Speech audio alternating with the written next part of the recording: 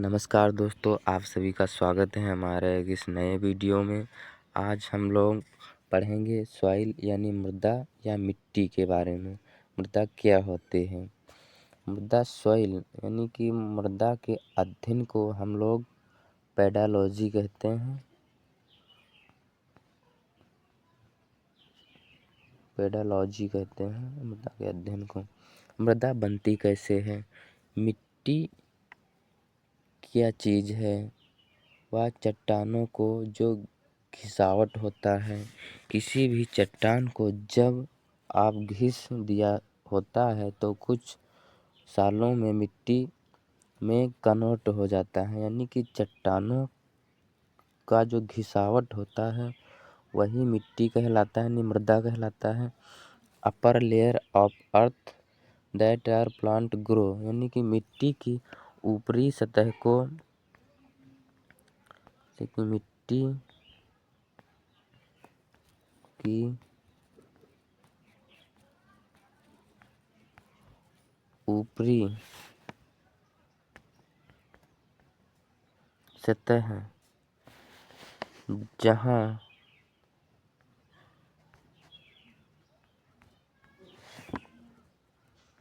पेड़ पौधे आसानी से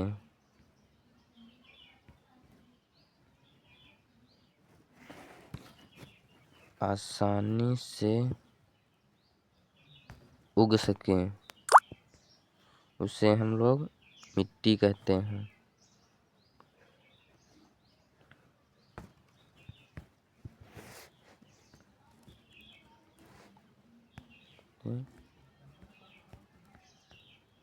आसानी से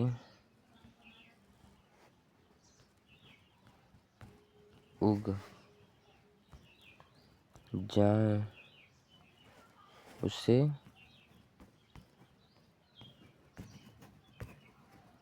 हम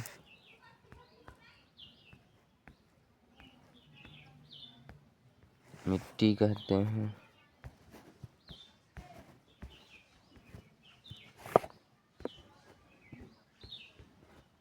मिट्टी कहते हैं।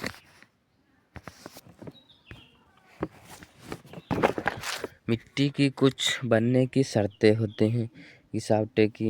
घिसावट के कण बहुत छोटे छोटे होने चाहिए। उसमें कई अलग अलग जीव जंतुओं के अवशेष, कार्बनिक पदार्थ इत्यादि भी मिले होने चाहिए, तभी जाके मिट्टी बनेगा, अन्यथा मिट्टी नहीं बनेगी। केवल चट्टानों का घिसावट रहेगा तो मिट्टी उपजाऊ नहीं रहेगी। केवल चट्टान रहेगा तो बालू हो जाएगा। बालू क्या है?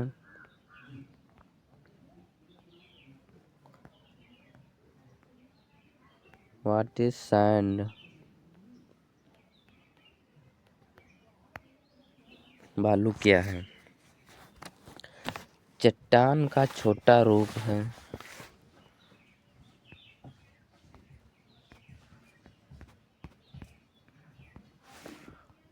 चट्टान के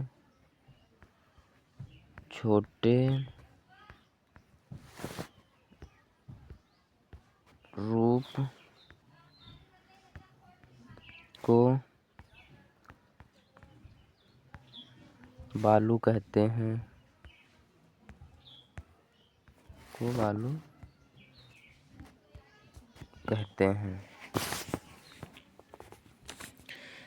मिट्टी की परत को होराइजन भी कहते हैं या फिर प्रोफाइल होराइजन भी कहते हैं। अब जब देखते हैं कि ये ओरिजिन कितने प्रकार की होती हैं। Origin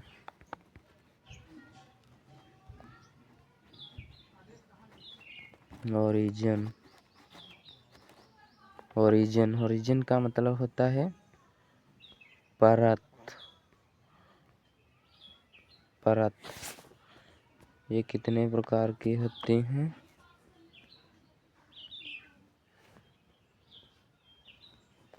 O A B C R. Origin परत बेसिकली 4 प्रकार के होते हैं, लेकिन इसमें 5 होते हैं। जो ऑर्गेनिक ओरिजिन होती है, इसको कार्बनिक परत या ह्यूमस परत भी कहते हैं। इसको बहुत बड़े वैज्ञानिकों ने इसको ना के बराबर भी माना है। क्योंकि इसको ना के बराबर इसलिए माना है कि जो नदी या बाढ़ आती है, जो मिट्टी बहा के लाती हैं, उसको हम लोग ऑर्गेनिक या ह्यूमस परत कहते हैं। ये मिट्टी की ऊपरी सतह में सबसे पाई जाती है। जैसे कि ये ओरिजिन है, बहुत पतली होती है ये परत। इसमें क्या होता है, कार्बनिक होते हैं, जैसे कि गोबर की खाद ऊपरी परत में पाई जाती है। और जो पेड़ पौधे के पत्ते हैं, मरे जानवर हैं, मर जाते हैं, तो यही ऑर्गेनिक ही परत पर ये पाए जाते हैं। तो नेचुरल खेती के लिए महत्वपूर्ण होता है बहुत ही। यह मिट्टी उपजाऊ होती है। ऑर्गेनिक। अब ए जैसे कि अब ये क्या हो गई, ऑर्गेनिक।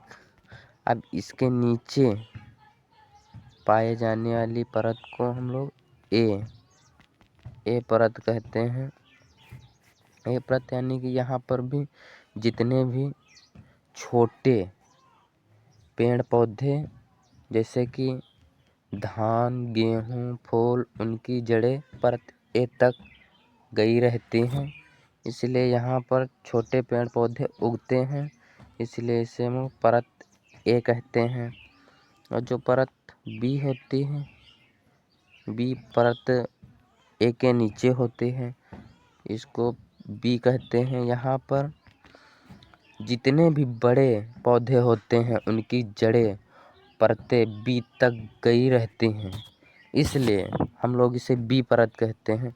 यहाँ पर जितने हमारे हाइट के अकॉर्डिंग जितने भी परत होंगे, जैसे नींबू का पेड़, लेप्टिस का पेड़, बरगद का पेड़, आम का पेड़, ये सब, इन सब की जड़ें कहाँ होती हैं, बी परत में पाई जाती हैं।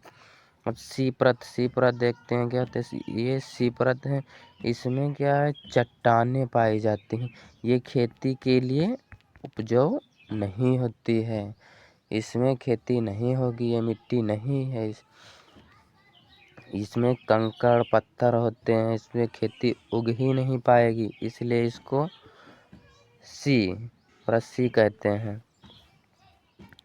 जो ये परत है, परत आर, यानी कि इसको हम रॉक ओरिजिन भी कहते हैं। इसमें बिल्डिंगे डिजाइन या न्यू आर परत में की जाती हैं। जैसे कि जब कोई बिल्डिंग यानी घर बनता है, तो उसकी नींव की खुदाई होती है, जहाँ पे ईंटों की शुरुआत करते हैं, वो वहाँ पे हम किस परत से शुरुआत करते हैं, तो परत आर, यानी कि रॉक परत से हम लोग स्टार्टिंग मकान बनाने की करते हैं, या कोई बिल्डिंग, कंपनी, फैक्ट्री की शुरुआत करते हैं। अब इस पूरे अध्ययन को हम लोग क्या कहेंगे,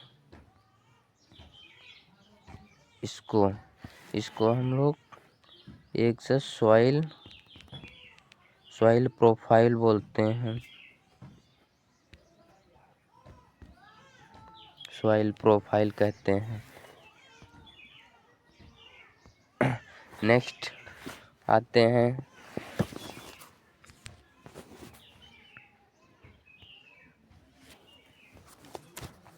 एक ICAR,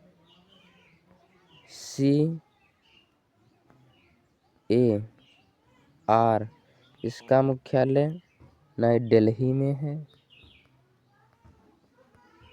दिल्ली में है मुख्यालय इसके। ओरिजिन बेसिकली 8 प्रकार की पाए जाती हैं और इसका फुल फॉर्म क्या होता है? Indian, I for Indian, C for council, for A for agriculture और फॉर रिसर्च। ये होता है ICAR का फुल फॉर्म। और बेसिकली मिट्टी कितनी प्रकार की पाई जाती हैं? मिट्टी 8 प्रकार की पाई जाती हैं। कौन कौन सी मिट्टी? नंबर 1 कौन आती है? जलोढ़ मिट्टी,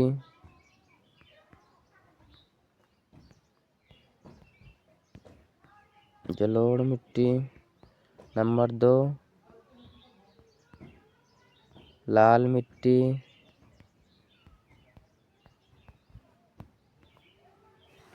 और नंबर 3 काली मिट्टी।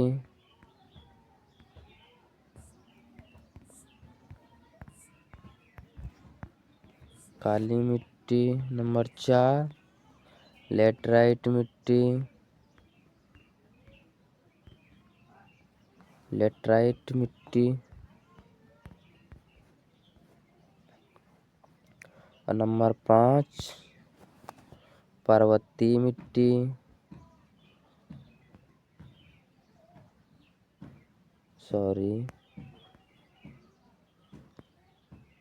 पर्वतीय मिट्टी।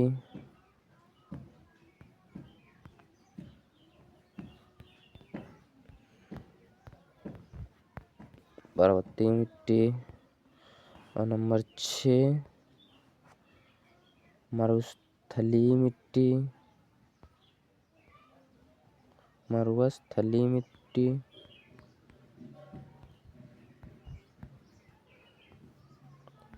स्थलीय मिट्टी। नंबर 7 अम्लीय मिट्टी,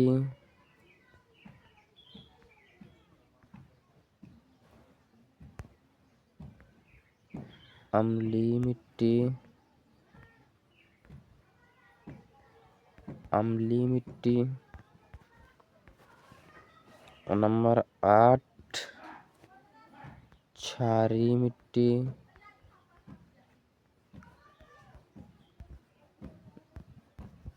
क्षारीय मिट्टी। सबसे लेकिन पूछे कितने जाते हैं पेपर में? तो पूछे बेसिकली 4 ही प्रकार के जाते हैं। तो हम बेफालतू क्या पढ़ें, जो पेपर में आता है वही पढ़ें। तो सबसे पहले हम 4 मिट्टी पढ़ेंगे। सबसे पहले कौन सी मिट्टी पढ़ेंगे? जलोढ़ मिट्टी।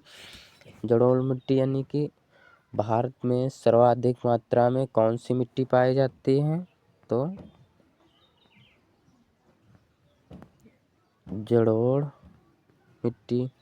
ये क्या होती है कि भारत में सर्वाधिक मात्रा में कौन सी मिट्टी पाई जाती है? तो जलोढ़ मिट्टी यानी कि एलोवेशन सॉइल, एलोबियन सॉइल।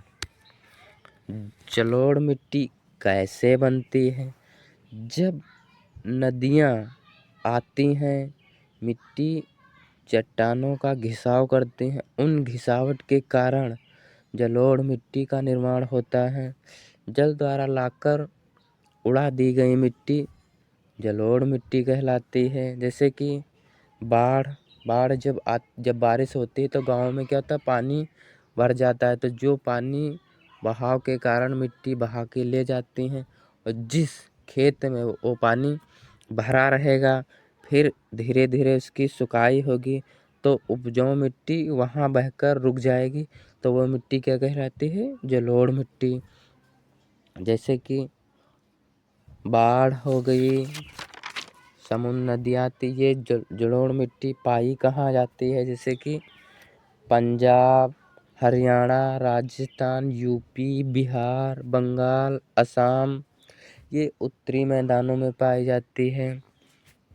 जलोढ़ मिट्टी जैसे कि बेसिकली ये 2 प्रकार से होती है। जैसे कि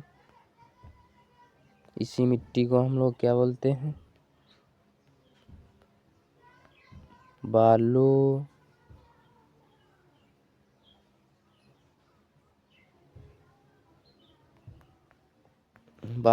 जलोढ़ मिट्टी, जहाँ पे बालू अधिक हो जाती है वहाँ उस मिट्टी को हम लोग कछारी या कांप मृदा भी कहते हैं। यह मिट्टी धान की खेती के लिए बहुत ही महत्वपूर्ण होती है। और ये मृदा जहाँ पे बालू कम होती है वहाँ पे क्या है, दोमट, यानी कि यहाँ पे गेहूं का उत्पाद बढ़िया होता है। इसलिए हम लोग इसमें हम जो होती है कि NPK N का मतलब होता है कि नाइट्रोजन, फॉस्फेट, कैल्शियम।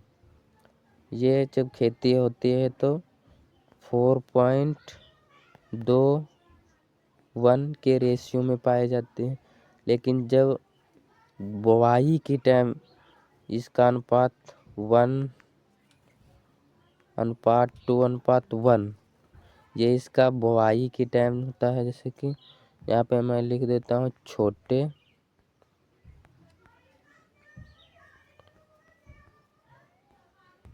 छोटे पौधों के लिए इसका अनुपात ये रेशियो रहता है ये। और लेकिन जब बड़े हो जाते हैं पौधे तो उसका अनुपात ये रहता है, यानी कि नाइट्रोजन की कमी हो जाती है तो हम लोग क्या करते हैं, उसमें यूरिया डालते हैं। लेकिन जब फास्फेट की कमी हो जाती है तो DAP डालते हैं। लेकिन जब कैल्शियम की हो जाती है तो पोटास, यानी कि पैकेट वही डिब्बा डालते हैं। इसलिए ये है। अब नंबर दो पे कौन सी मिट्टी आती है? लाल मिट्टी।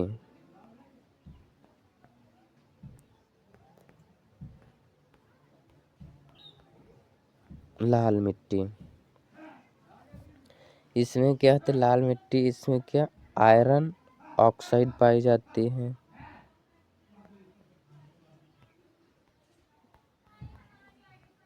आयरन ऑक्साइड पाई जाती है। और इसमें क्या है, ये हल्के दानेदार होती है। इससे जब जल की सिंचाई की व्यवस्था कर दी जाए तो इसमें मोटे अनाज हो सकते हैं। यानी कि जहाँ लाल मिट्टी में जब कोई फसल बोई जाती है तो उसमें क्या पानी की सिंचाई अधिक लगती है। जैसे कि मोटे अनाज कौन कौन से होते हैं? जैसे कि बाजरा हो गया और ज्वार हो गया, जौ, मक्का, गेहूं भी हो सकता है, लेकिन उसमें पानी अधिक लगता है। इसलिए इसे लाल मिट्टी में हल्के के दाने पाए जाते हैं। और ये कहाँ पाई जाती है? पठारी क्षेत्रों में पाई जाती है। ये झारखंड, उड़ीसा, कर्नाटक, आंध्र प्रदेश में पाई जाती है। लेकिन सर्वाधिक ये मिट्टी कहाँ पाई जाती है? झारखंड में पाई जाती है। इसलिए इसे अब तीसरी मिट्टी देखते हैं कौन सी होती है। तीसरी मिट्टी काली मिट्टी।